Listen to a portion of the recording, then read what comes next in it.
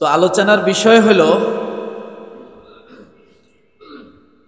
নিজে বাঁচো, অপরকে বাঁচাও। কি বলেন তো? ওই যে একটা কথা বলেছিলাম, এতদিন আলোচনা করছি শুধু নিজের জন্য, আমি কেমনে তাহাজ্জুদ গুজার হব, আমি কেমনে দান করব, আমি কেমনে আল্লাহকে খুশি করব, এগুলা নিয়ে, তাই না? আজকের আলোচনাটা কি? নিজে বাঁচো, পরিবারকে বাঁচাও। তাহলে বোঝা গেল আলোচনাটা সীমাবদ্ধতা আমার ভিতরেই না, এই আলোচনা আমার গোটা পরিবারকে জড়ায়া। এটা হলো একটা হায়ার অ্যান্টিবায়োটিকের মতো। কিসের মতো? নিজে বাঁচো, পরিবারকে বাঁচাও। আচ্ছা, নিজে বাঁচি, পরিবারকে বাঁচাইতে চাই বা চায় না, এরকম কেউ আছে নাকি? সবাই বাঁচাইতে চায়। এই যে ঠান্ডা, কনকনে শীত, হয়তো অনেক সময় নিজের একটা ভালো ঠান্ডার কাপড় কেনা হয় না, কিন্তু বাচ্চাদেরকে কিন্তু কিনে দেওয়া হয়েছে, স্ত্রীর জন্য কেনা হয়েছে, বা দুইজনে মোটামুটি একটু কষ্ট করতেছে, কিন্তু সন্তানদের জন্য কেনা হয়েছে। কেন কিনছেন? যে সন্তান যাতে ঠান্ডা না খায়। এরপরে দুইজন মুরব্বী তো আছেন ঘরে,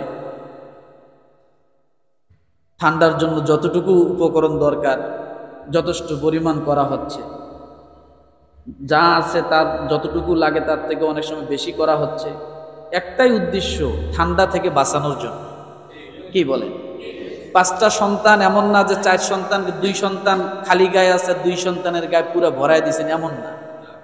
যতটুকু সামর্থ্য হয়েছে 5 জনকেই কম বেশি, পুরান হোক নতুন হোক, কিনে দেওয়ার চেষ্টা করছেন।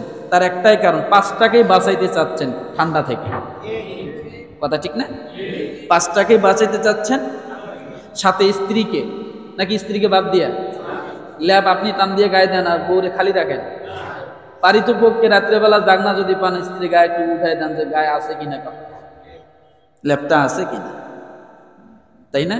তাহলে বোঝা গেল আপনি একজন কর্তা, আপনি সকলের দিকে লক্ষ্য রাখছেন, কেউ যেন ঠান্ডা থেকে কষ্ট না পায়, ঠান্ডাতে কষ্ট না পায়। আবার গরম যখন আসে, ফ্যান চলে, এরপরে কারেন্ট ঘন ঘন যায়, তখন কি করেন? একটা চার্জার ফ্যান কেনেন। একার জন্য কেনেন? হ্যাঁ, ওই মুভি হয় কিনা, অর্থাৎ এরকম মুভ করে কিনা এটা দেখেন, দেখার পরে কিন্তু অনেক সময় কেনেন। ভাই মুভ করে বলে, হ্যাঁ, তাহলে বোঝা গেল পুরো ফ্যামিলির জন্য, নাকি এরকম যত ঘুরবে সবার জন্য। তাহলে বোঝা গেল আপনার চিন্তা চেতনায় সবসময় ফ্যামিলিকে একটু ভালো রাখার জন্য চেষ্টা আছে। কিন্তু আপনি ঠান্ডা থেকে বাঁচাচ্ছেন, কিন্তু জাহান্নামের আগুন থেকে বাঁচাচ্ছেন না, এটা আমার জন্য দুর্কপাল। ঠান্ডা থেকে বাঁচাচ্ছি, কিন্তু আমি আমার পরিবারকে আগুন থেকে বাঁচাচ্ছি না, এটা আমার জন্য দুর্ভাগা কপাল। বোঝা গেল আমার কপাল পুড়ে গেছে। আমি দুনিয়ার সব সুখ শান্তি তাদের জন্য করছি, তাদের শান্তির জন্য করতেছি, আমি নিজেকে বিলীন করে, কিন্তু আখেরাতের জন্য কে কতটুকু করলো এটা আমি কিন্তু কখনো পরিমাপ করি না। আসুন তাহলে আজকে আলোচনার বিষয় কি? নিজে বাঁচো, পরিবারকে বাঁচাও। আল্লাহ সুবহানাহু ওয়া তাআলা সূরাতুত তাহরীম, কোন সূরা? 6 নম্বর আয়াত। কত? এই একটা আয়াতে আল্লাহ 4টা ঘোষণা দিছেন। 4 ঘোষণা মিলেই মূল উদ্দেশ্য হলো জাহান্নাম থেকে কেমন নিজে বাঁচা যায়, অপরকে বাঁচানো যায়, পরিবারকে বাঁচানো যায়। 4টা ঘোষণা। সুবহানাল্লাহ বলেন।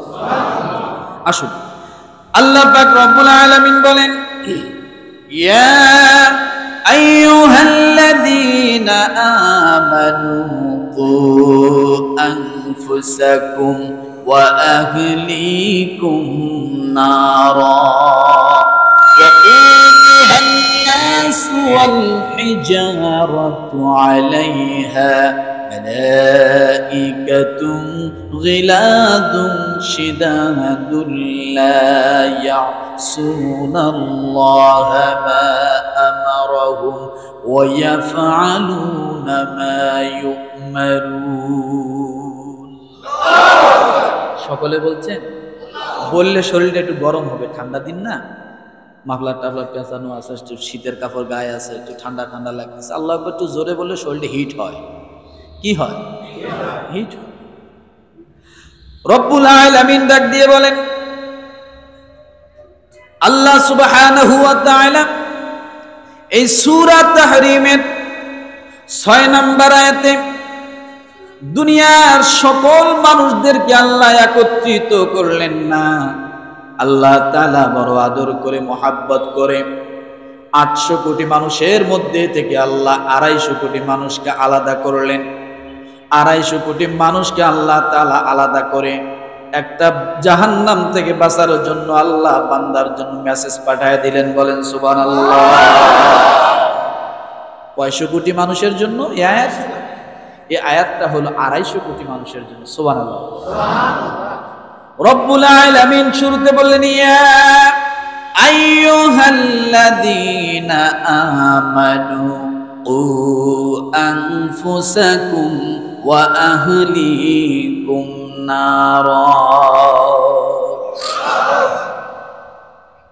হে ঈমানদারগণ, বুঝুন, হে ঈমানদারগণ, তুমি নিজে বাঁচো এবং তোমার পরিবারকে জাহান্নামের আগুন থেকে বাঁচাও। আল্লাহ কি এই জাহান্নামের আগুন থেকে বাঁচার কথাটা কাফেরকে বলছে এই আয়াতে? কাকে বললেন?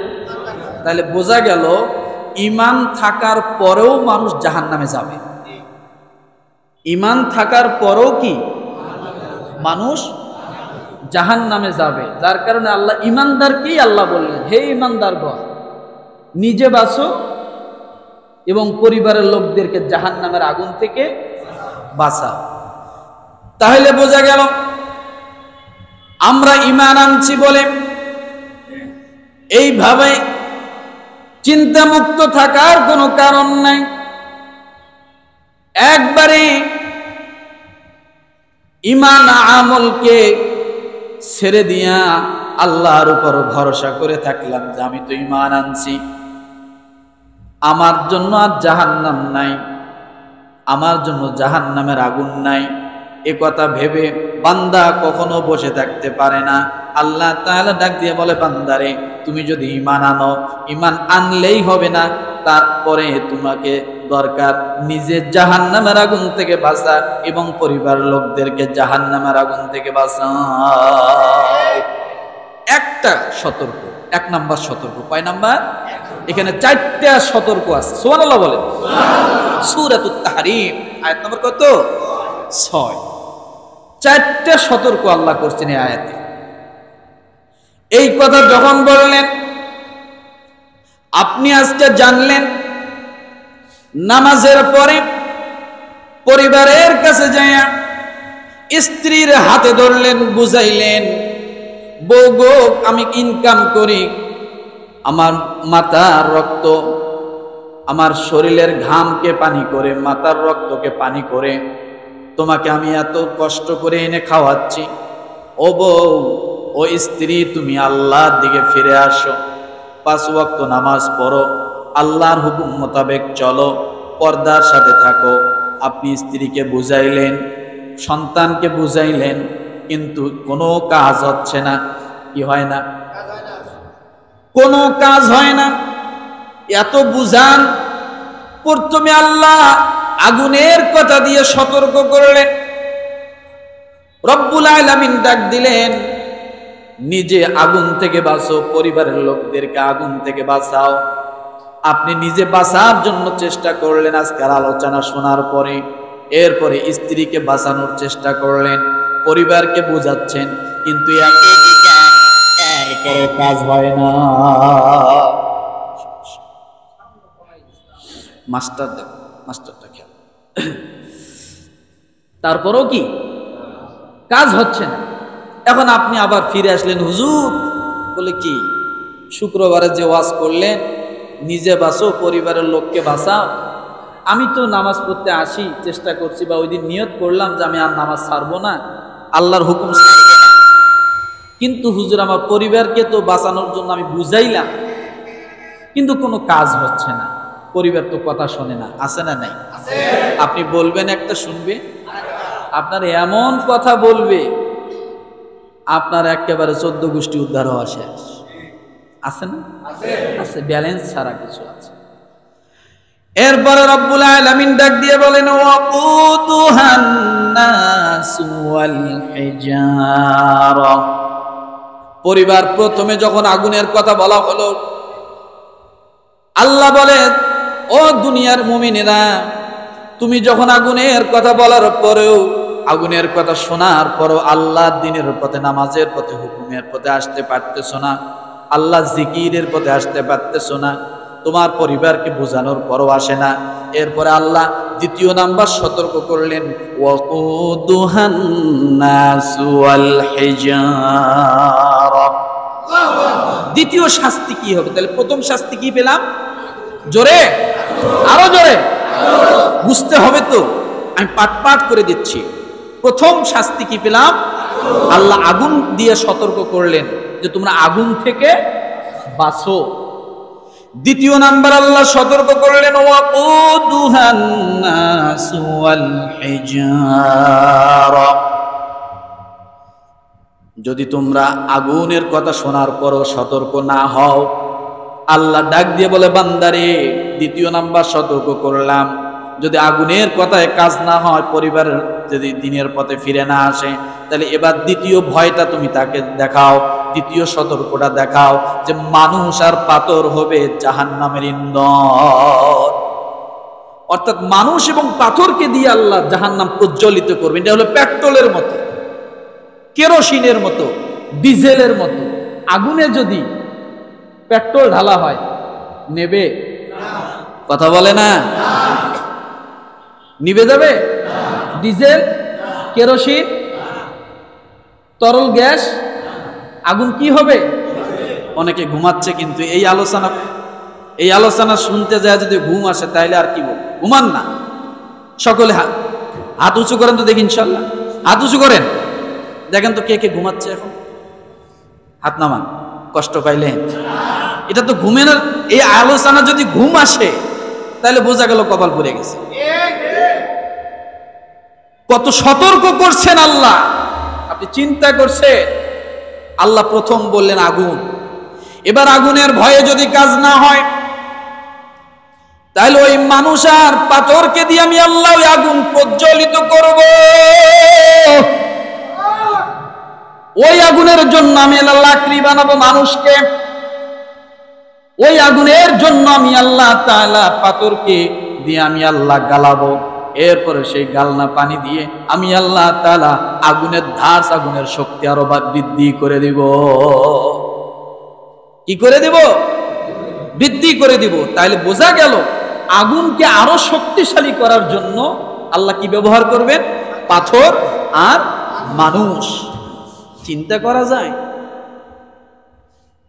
চিন্তা করা যায়?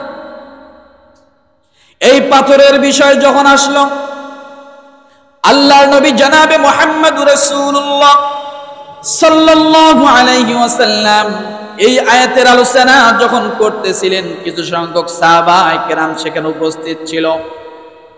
এমন সময় একজন, ওই সাহাবীদের মাঝে একজন মুরব্বী লোক, বেদিন লোক ছিল। ওই মুরব্বী লোকটা যখন শুনলো ওয়াকুদুহান নাস ওয়াল হিজারা, মুরব্বী যখন শুনলো ওই জাহান্নামকে প্রজ্বলিত করা হবে মানুষের পাথর দিয়া, পাথর যখন গরম হয় অনেক উত্তপ্ত হয়ে যায়। আবার অগ্নিয়গিরিগুলোর দিকে তাকান, পাথর অগ্নিয়গিরির ভিতরে যখন থাকে, ইন্দোনেশিয়া বর্তমান কয়েকদিন আগে হয়েছিল, পাথর গলে গলে পানির মতো হয়ে মাটির উপর দিয়ে, পাহাড়ের উপর দিয়ে ছড়ায়া পড়তেছে। পাথর গলে কি গলে না? অগ্নিয়গিরিগুলো সাজ দিয়ে দেখবেন, পাথর গলে।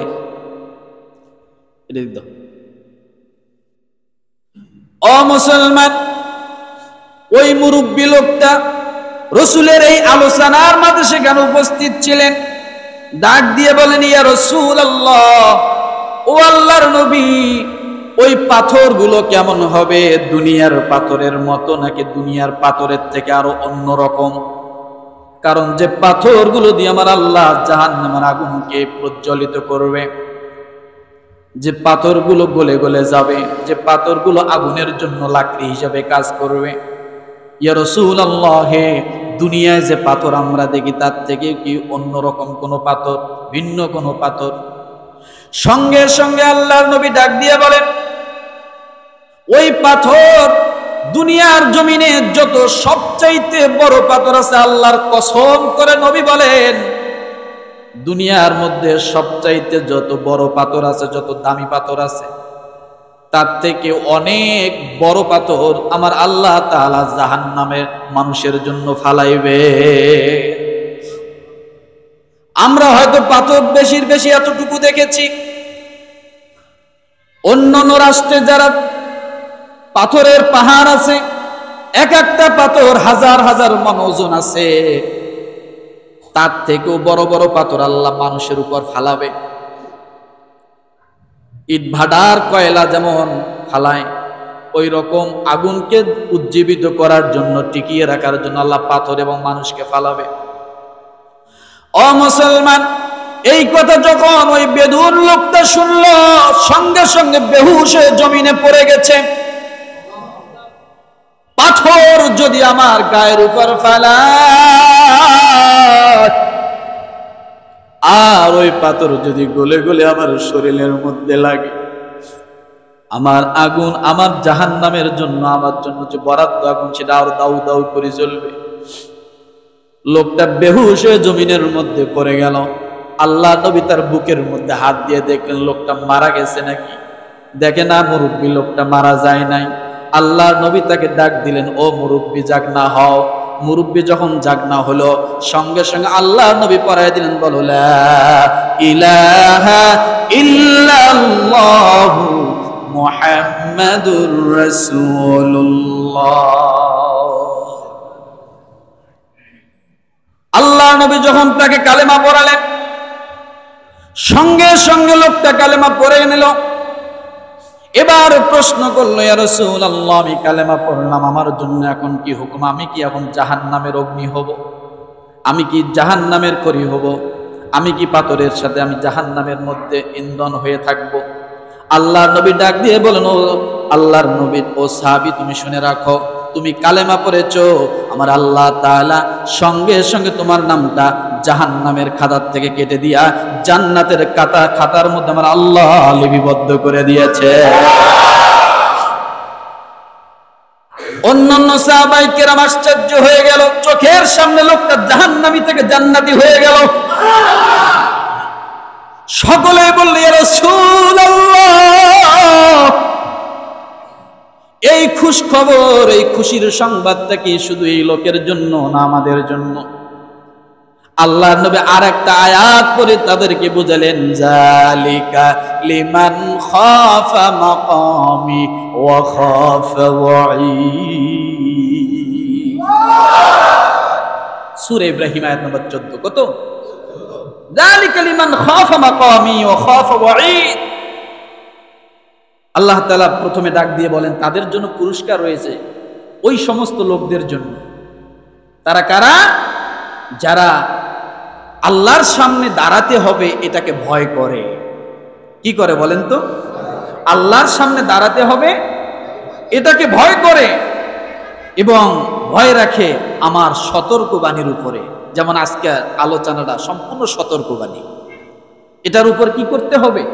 ভয় রাখতে হবে যে হয় আমার জন্য আগুন, আর না হলে আমি নিজেই আগুনের জন্য কি খোরাক, আমি নিজেই আগুন প্রজ্বলিতর জন্য কারণ, মাধ্যম, উপকরণ, আমি লাকড়ি হিসেবে ব্যবহার হব। শুধু আমি না, পাথর সহ।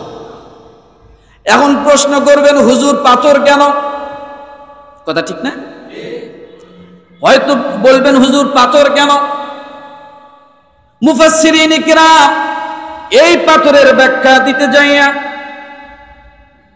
সেখানে বলেছেন, সূরা আম্বিয়া আয়াত নাম্বার 58, ইন্নাকুম ওয়া মা তা'বুদুনা মিন দুনিল্লাহি হাসাবু জাহান্নাম।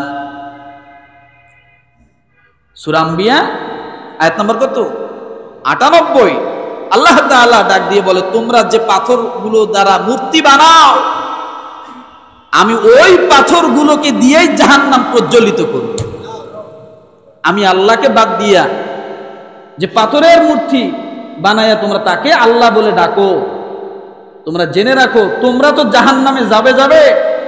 তোমরা যে মূর্তিগুলো বানাইছো, যে পাথর দিয়ে এত যত্ন করে তাদের ইবাদত করলা, আমি ওই পাথরগুলো সহ তোমাদেরকে সহ জাহান্নামে ঢুকাই দেব।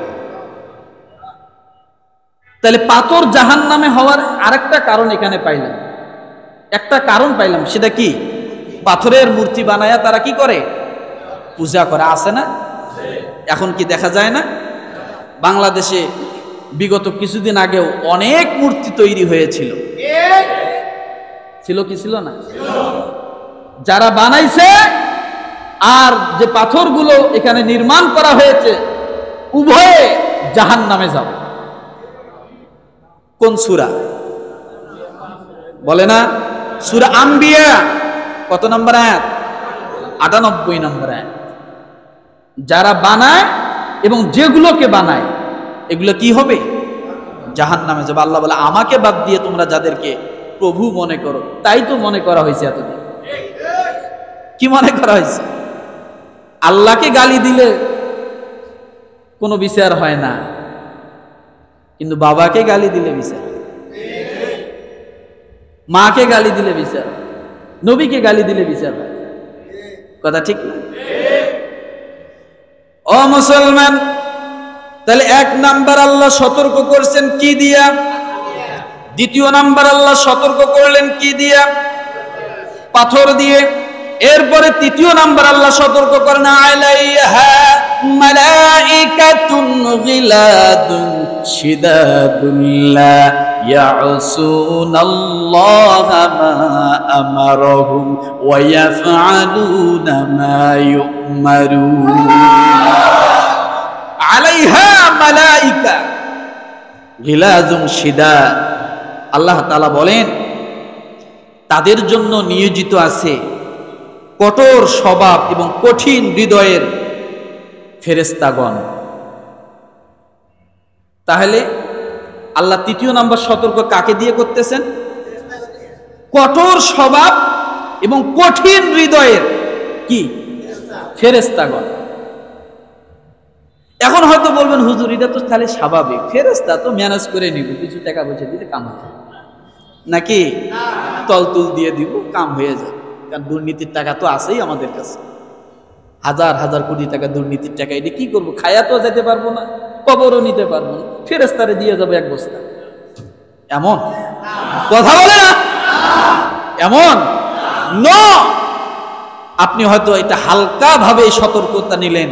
আলাইহা মালাইকাতুন গিলাজুন শিদাদ, কঠোর এবং কঠিন হৃদয়ের ফেরেশতা সেখানে নিয়েছে।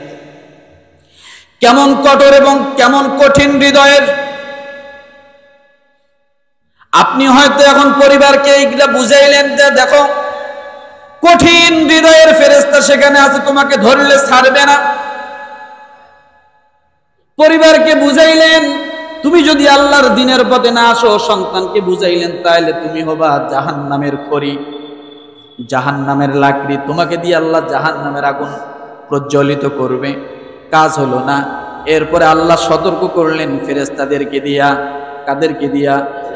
এরপরে আল্লাহ তৃতীয় নাম্বারে সতর্ক করলেন ফেরেশতাকে দিয়া। আপনি হয়তো মনে করবেন এটা হালকা ব্যাপার। হালকা নয়। আল্লাহর নবী জনাবে মুহাম্মদ রাসূলুল্লাহ সাল্লাল্লাহু আলাইহি ওয়াসাল্লাম বলেন একজন মানুষ যখন জাহান্নামের দিকে যাবে আর ওই জাহান্নামের গেটের মধ্যে 4 লক্ষ জাহান্নামী ফেরেশতা থাকবে যারা জাহান্নামে ডিউটি করবে। কয় লক্ষ?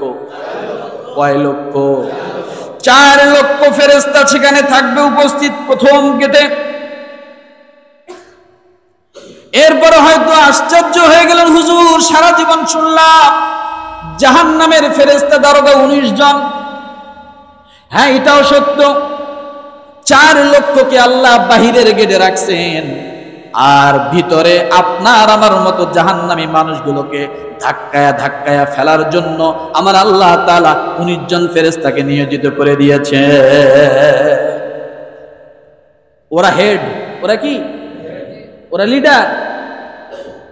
এই 4 লক্ষ ফেরেশতা ভলান্টিয়ারি দায়িত্ব পালন করবে। জাহান্নামীরা ধরবে, খপ করে গেটে ঢুকাই দিবে। 19 জন ফেরেশতা যে সেখানে আছে, তারা এদেরকে ধরে ধরে ফালাই দেবে। কেমন ফালাবে? এর তাফসীর হাদিসের মধ্যে আসছে, আপনি কাকুতি মিনতি করবেন, কোনো কাজ হবে না, আপনাকে ধরবে আর এরকম ভাবে ফিক্কা দিয়ে ফালাবে, কোনো কাজ হবে না, কোনো কান্নাকাটিতে কোনো কাজ হবে না। আপনি যত কান্দেন কোনো কান্দনে কাজ হবে না। আপনাকে যে ফালাইলো, আপনি কত নিচে চলে গেলেন? 500 বছরের রাস্তা গভীর নিচে চলে গেলেন। তারা কেমন দেখেন, কত কঠোর হৃদয়ের। আপনি তাদেরকে ডাকবেন, ভাই আসেন, ভাই আসেন, জাহান্নাম থেকে ডাকবেন, আপনার ডাক শুনবে কিন্তু জবাব দিবে না। কি দিবে না? 1 বছর পরে, 2 বছর পরে, 1000 বছর পরে আপনার কাছে যা বলবে, আপনি কেন ডাকছিলেন? আপনি বিপদে পড়ে ডাকলেন, মনে করবেন ডাকার সাথে সাথে আসবেন। 1000 বছর পরে, 500 বছর পরে আপনার ডাকের জবাব দিবে। বলেন 500 বছর কি আযাব আপনার জন্য কম হবে? না। এক একটা ডাকের জবাব যদি 1000 বছর পরে দেয়, তাহলে বোঝেন তাদের হৃদয়টা কত কঠিন। আপনি যতই কান্দেন না কেন, কোনো কাজ হবে না। কি হবে না? কোনো কাজ হবে না। কালা চশমা পরা থাকবে। কি পরা থাকবে? কালা চশমা পরা থাকবে। আরে ভাই, দুনিয়ার র‍্যাব বাহিনীর পায়ের নিচে তো চামড়ার জুতা, আর জাহান্নামের ফেরেশতাদের পায়ের নিচে হলো লোহার জুতা। দুনিয়ার র‍্যাব বাহিনী, চিতা বাহিনী, কোবরা বাহিনী, টাইগার বাহিনী, সোয়াত বাহিনী, পুলিশ বাহিনী, আর্মি, র‍্যাব যা আছে সবার হাতের মধ্যে দেখবেন বাঁশের লাঠি, আর নাহলে একটা রাবারের লাঠি। কথা ঠিক না? কথা বলেন না দি? কিন্তু জাহান্নামের ফেরেশতাদের হাতে থাকবে আগুনের লাঠি। কিসের লাঠি? আরেকদিন যে আল্লাহু আকবার কইেন। কিসের লাঠি? এবার বলুন হুজুর, আগুনের আবার লাঠি হয়? আরে ভাই, আগুনের যদি গম্বুজ হয় তাহলে লাঠি হবে না কেন? আপনি সূরা হুমাযা পড়ে দেখেন, আগুনের গম্বুজ আল্লাহ বানাবেন, এরকম পিলার বানাবেন, ওই আগুনের পিলারের মধ্যে আপনাকে বেঁধে রাখবে। আগুনের পিলারে যদি বেঁধে রাখা যায়, তাহলে আগুনের লাঠি হওয়া কোনো স্বাভাবিক অস্বাভাবিক ব্যাপার নয়। কোন সূরা বলছি? সূরা হুমাযা। সব ডকুমেন্ট দিয়ে যাচ্ছে। আগুনের পিলার হবে, সেই পিলারের মধ্যে বাঁধা হবে, পিছনে পিঠ মোড়া দিয়ে হাত বেঁধে, এরপর আপনাকে বাইরানো শুরু করে দেবে। ও মুসলমান, তাহলে কি বুঝলাম? 3 নম্বর সতর্ক কি? ফেরেশতাগণ অনেক কঠিন স্বভাবের হবে, কঠিন হৃদয়ের হবে। আপনি যতই কান্নাকাটি করেন না কেন, কোনো কাজ হবে না। আপনি যতই কাকুতি মিনতি করেন না কেন, কোনো কাজ হবে না। কারণ দুনিয়ার পুলিশ হয়তো রিকশাওয়ালার কাছে 10 টাকা ঘুষ নিতে পারে, কিন্তু তার 10,000 কোটি টাকা দিলেও কোনো কাজ হবে না। কাজ হবে না, কাজ হবে না। এটা দুনিয়ার পুলিশ না, ওটা আখেরাতে, ওটা আল্লাহর বাহিনী।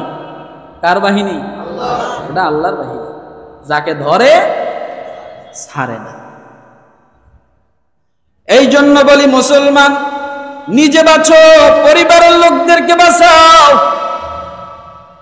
আমি নামাজ পড়ি, তাসবিহ পড়ি, ফজরের নামাজ জামাতের সাথে পড়ি, তাসবিহ আমার হাত থেকে যায় না, কিন্তু আমার ছেলে 1 ওয়াক্ত নামাজ পড়ে না। 365 দিন আজান হলো, 1800 ওয়াক্তর আজান, 1 ওয়াক্ত নামাজ মসজিদে কোনোদিন আদায় করে না। আবার ওই ছেলের জন্য বাড়ি করলাম, গাড়ি করলাম, ওই ছেলের জন্য শীতের পোশাক কিনলাম, ওই ছেলের সুখের জন্য সব করলাম, কিন্তু ওই ছেলে জাহান্নামে যাচ্ছে আমাকে সহ নিয়া। কাকে নিয়া? আমাকে সহ নিয়া।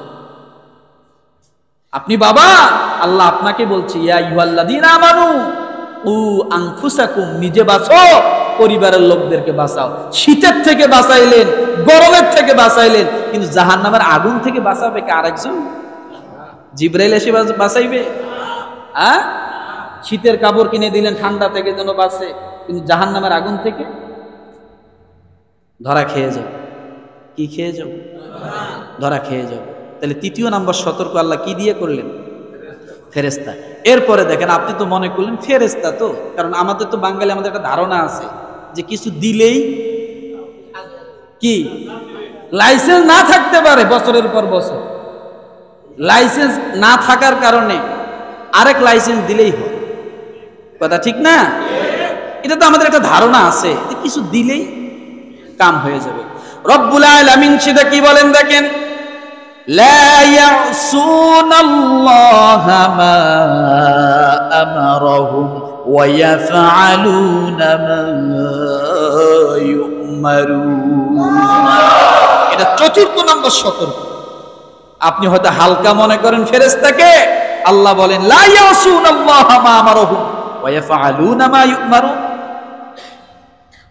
যারা আল্লাহর কোন হুকুম তার অবাধ্যতা করে না, আল্লাহর হুকুমের এক চুল পরিমাণ কি করে না, অবাধ্যতা করে না, এদিকেও যাবে না ওদিকেও যাবে না, আল্লাহ যা হুকুম করবে তাই হবে, এবং সেটাই করে যার নির্দেশ তাদেরকে দেওয়া হয়।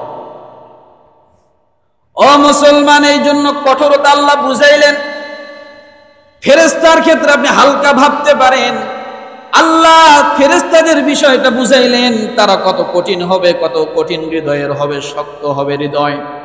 এরপরে যদি আপনি হালকা ভাবেন, আল্লাহ বলেন তোমরা লাস্ট কথা জেনে রাখো, আমি আল্লাহ যা হুকুম করি তা তারা কখনোই অমান্য করে না। কি করে না? অমান্য করে না। মুসলমান, তাহলে এই যে চারটা সতর্কবাণী একটি আয়াতে, কয়টা আয়াতে?